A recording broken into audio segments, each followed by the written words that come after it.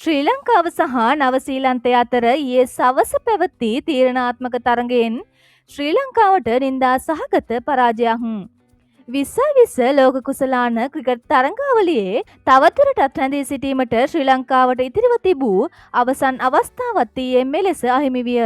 ඒ අනුව මෙරට සුවහසක් ප්‍රේක්ෂකයන්ගේ බලාපොරොත්තුද සුන්විය. කොළඹ ආර් ප්‍රේමදාස ක්‍රීඩාංගණයේ ඊයේ පැවති තීරණාත්මක තරගයේදී නවසීලන්තය ලබා දුන් ලකුණු 169ක ඉලක්කයට පිළිතුරු ලෙස ශ්‍රී ලංකාවට පන්දු වාර 20 තුලදී කඩුළු 8ක් දැවි රැස් කිරීමට හැකි වූයේ ලකුණු 107ක් පමණි. එම පරාජය සමග සුපිරියට වටේ තවත් තරගයක් ඉතිරිව තිබියදීම අවසන් පූර්ව වටේ බලාපොරොත්තු අත්හැර දැමීමට ශ්‍රී ලංකාවට සිදුවිය. ශ්‍රී ලංකා කණ්ඩායමේ දියාරු පිතිහරඹය මෙම තරගයේදීත් දැකගත හැකි විය.